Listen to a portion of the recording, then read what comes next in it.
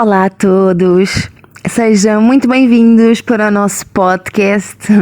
Eu fico mesmo muito contente que vocês gostem aqui desta rubrica e é sempre interessante porque acabamos por desbravar aqui alguns assuntos e acaba por ser bastante interessante esta troca que nós fazemos entre nós. E então, no seguimento do último podcast, surgiram então algumas questões e eu fico sempre bastante contente quando vocês me pedem para debatermos aqui alguns temas e também para eu mostrar a minha perspectiva acerca de alguns assuntos.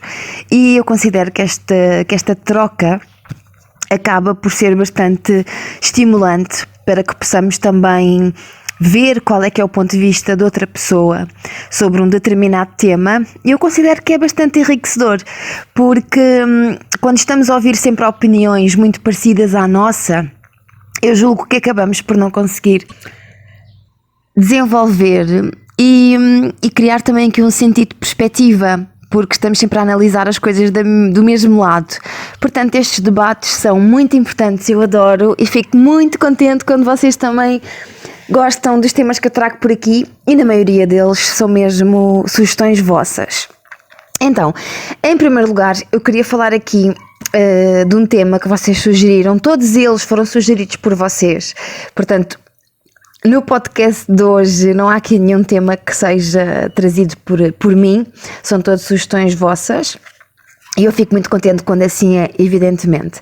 Pois bem, a primeira questão, que não é uma questão, é para podermos debater um bocadinho acerca desta situação, que é a reivindicação do feminismo e a ferida masculina. Bom, gostei bastante desta frase, que efetivamente traduz um pouco aquilo que temos estado a viver.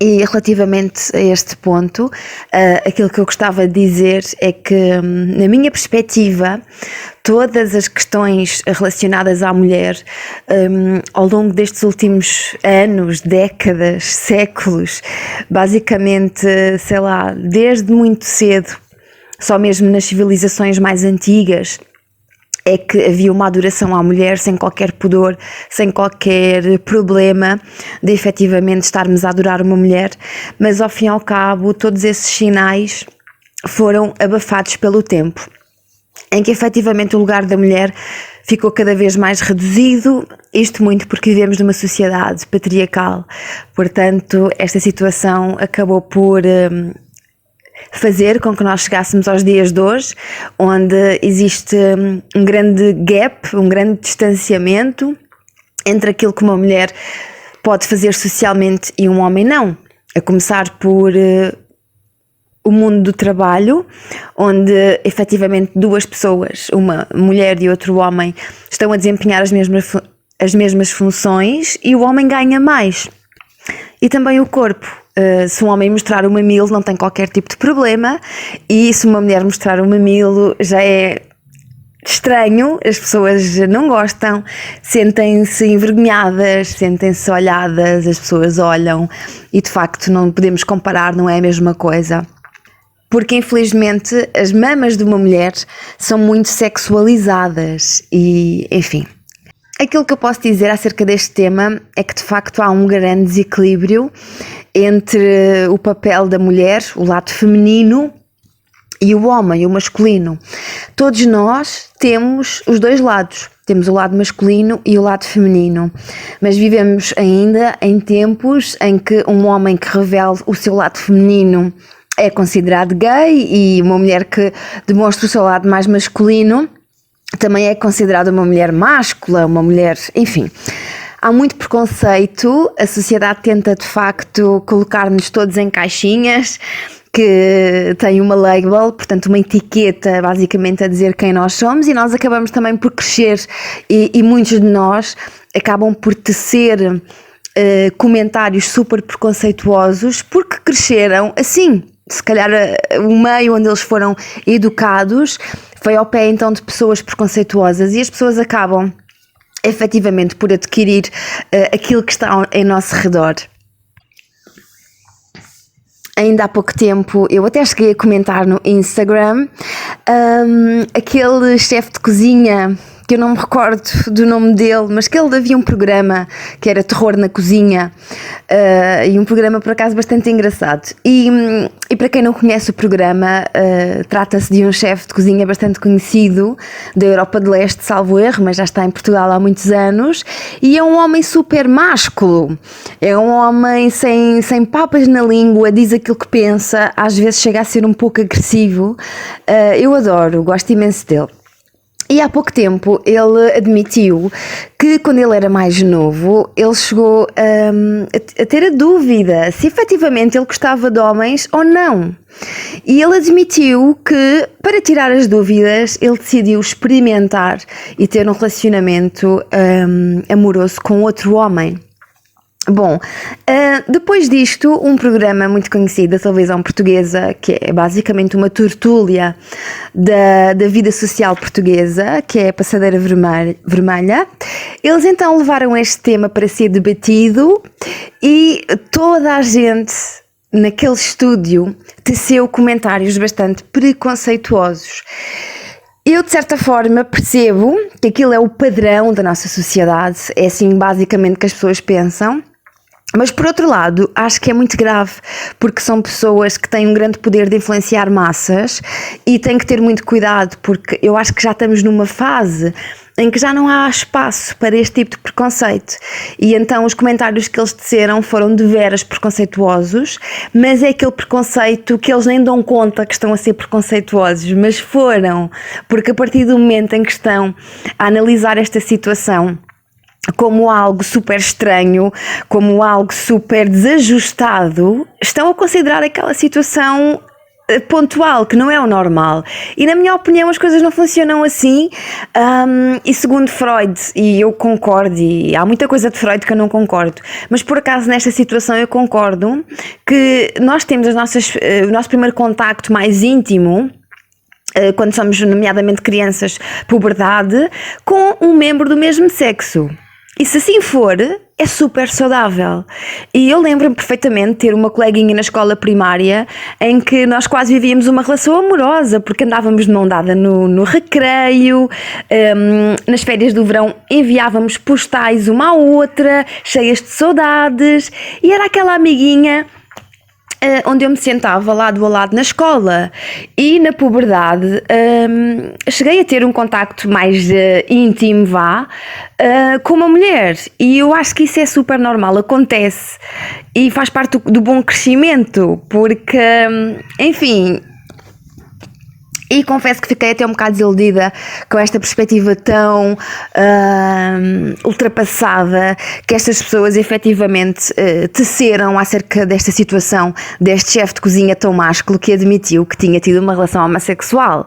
E então, isto tudo para ilustrar que, relativamente a esta frase, que é a reivindicação do feminino e a ferida masculina, eu acho que aquilo que nós precisamos todos é de ter aqui um equilíbrio, tanto numa questão do coletivo como a nível individual. Portanto, todos nós aceitarmos o nosso lado masculino e o nosso lado feminino, porque é este equilíbrio que nos traz aqui um bem-estar em todos os níveis. E voltando agora ao chefe de cozinha, devo admitir que um homem que está na casa dos 45 anos, super másculo, que admite que teve uma relação homossexual quando era mais novo, tem que ser um homem muito bem resolvido com a sua sexualidade.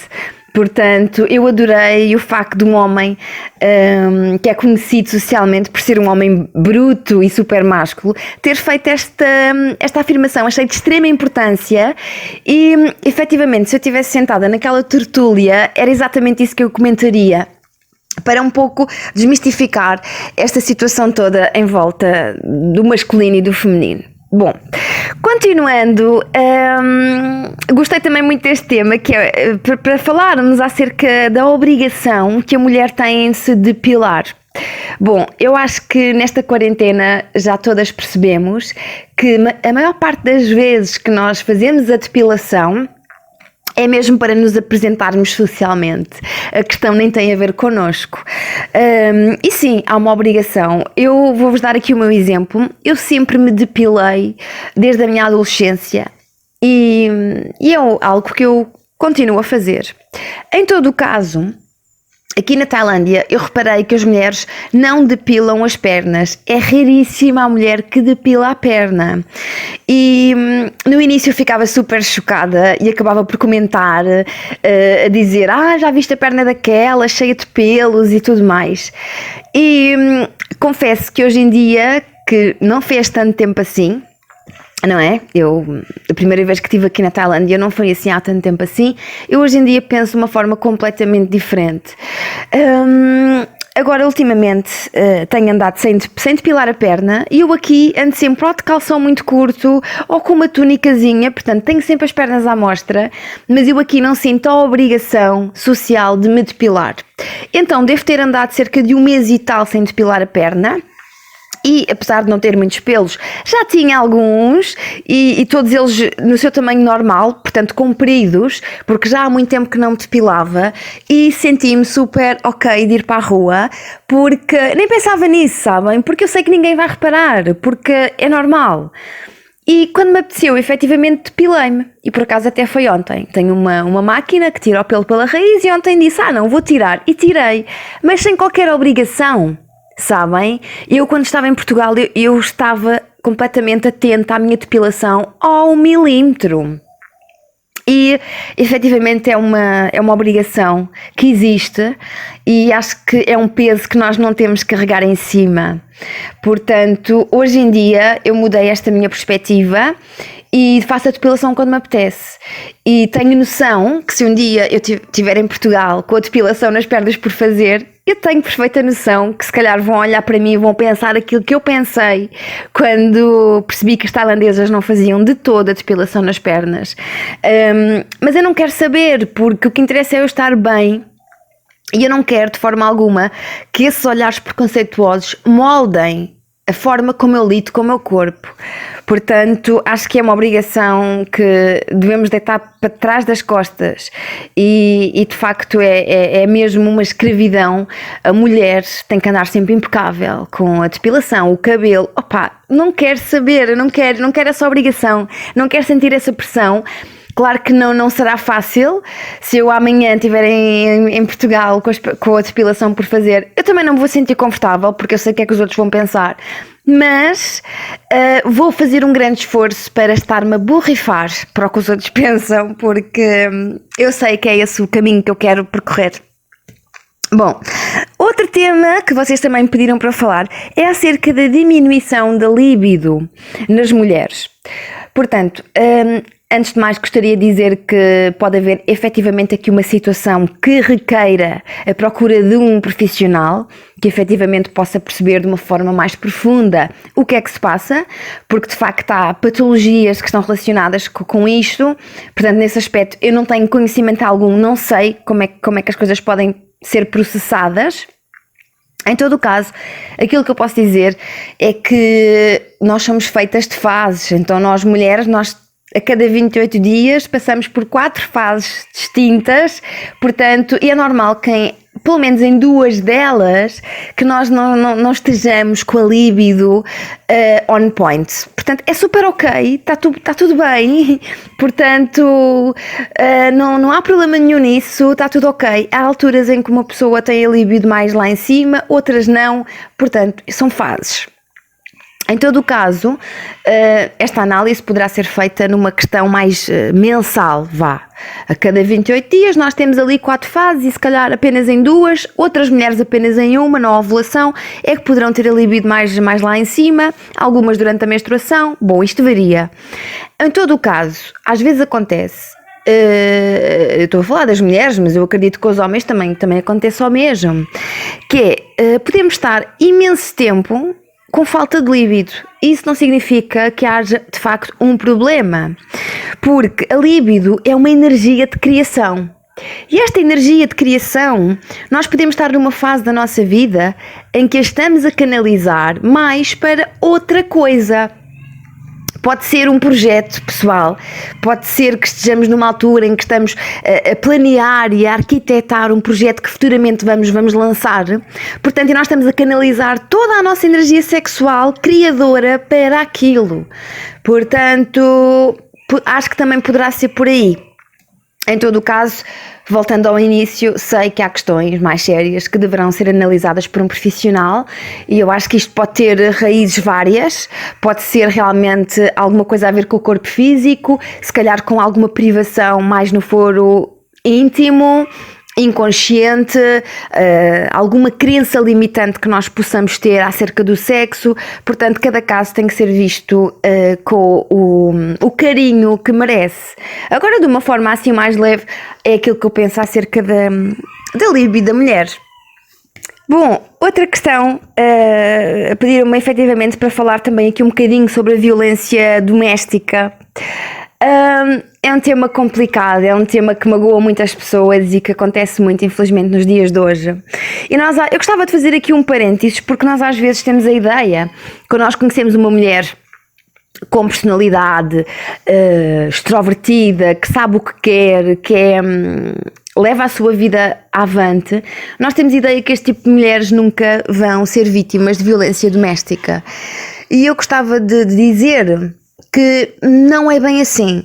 Não é bem assim, porque a verdade é que quando efetivamente nós temos um relacionamento com alguém potencialmente agressivo, a maior parte das vezes nós só damos conta que estamos numa relação abusiva quando estamos dentro dela. E às vezes numa altura que é demasiado tarde. A juntar a esta situação, muitas das vezes quando uma mulher deste tipo se dá conta que está numa situação abusiva, ela já está fraca. Ela já está fraca porque, regra geral, o agressor, uma das estratégias é isolá-la do mundo, não é? Criticando todas as pessoas com quem ela fala, com quem ela se dá. Ninguém é bom na perspectiva destes agressores. Portanto, e a vítima vai acabando por se por se isolar, acabando por ficar muito mais vulnerável. Portanto, é muito complicado, não vamos pensar só que violência doméstica acontece apenas em mulheres frágeis, mulheres carentes, porque não acontece só a esse tipo de mulheres, acontece a mulheres que nós nunca poderíamos pensar, porque efetivamente é algo muito, como se costuma dizer, o buraco é mais em baixo do que nós achamos. Portanto, é um tema que efetivamente devemos estar todos muito atentos, porque é muito silencioso e deve ser muito complicado sair de uma relação destas, porque a pessoa acaba por ficar vulnerável em todos os aspectos e acaba por ser quase uma adição. É uma adição, nós sabemos que aquilo nos faz mal, mas nós continuamos ali, porque chega uma altura que a pessoa sente-se tão sozinha que até um agressor é uma boa companhia. Quase como se fosse aqui o síndrome de Estocolmo, não é? Acho que é assim o nome do síndrome.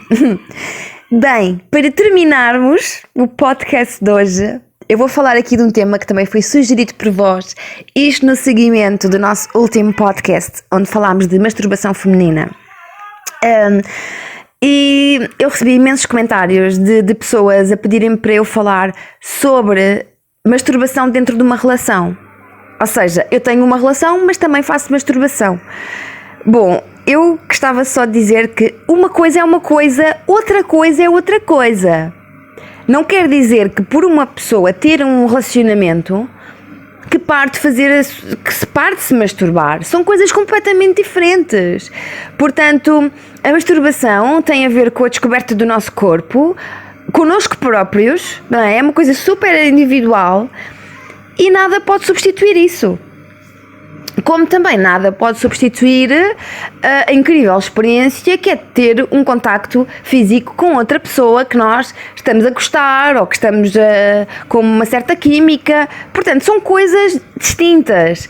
E acho super importante as pessoas desmistificarem esta questão da masturbação, porque o que não é saudável é nós afastarmos a masturbação da nossa vida.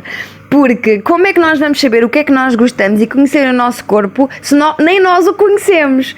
Portanto, são coisas que não têm nada a ver uma com a outra. Cada pessoa leva esta situação da sua sexualidade com outros e consigo própria à sua maneira. Não há cá uma fórmula certa. Portanto, são coisas muito pessoais. Mas é preciso, de facto, aliviar aqui o peso de falar destes temas, porque não tem nada de pesado. Pesado é o que nós pomos na nossa cabeça e os preconceitos que nós temos e as crenças que nós temos acerca destes assuntos e também muito por crescermos com pessoas que não falam sobre ela. Portanto, vamos aliviar aqui o barco, porque é super saudável falar sobre coisas naturais. Portanto, as coisas são assim, são o que são, e não vale a pena estar aqui a fingir que isto não existe ou a recalcar o assunto, porque aí vai ser pior. Aí vai ser pior. Um assunto, quando tem que falar, ele mais tarde ou mais cedo, ele vem à tona. As coisas têm que acontecer com certo fluxo. Portanto, está tudo ok. Cada pessoa vive a sua sexualidade conforme achar que é interessante para ela ou não. Mas gostava sempre de saber a vossa opinião, claro, e também vou-vos pedir, se tiverem algum tema para nós debatermos então no próximo podcast, escrevam aqui nos comentários, que assim teremos então temas para abordar no próximo. Mais uma vez agradeço-vos do fundo do meu coração, obrigada por estarem desse lado e apoiarem esta rubrica que eu gosto tanto de fazer, e fico contente por vocês estarem desse lado. Um grande beijo e até ao próximo.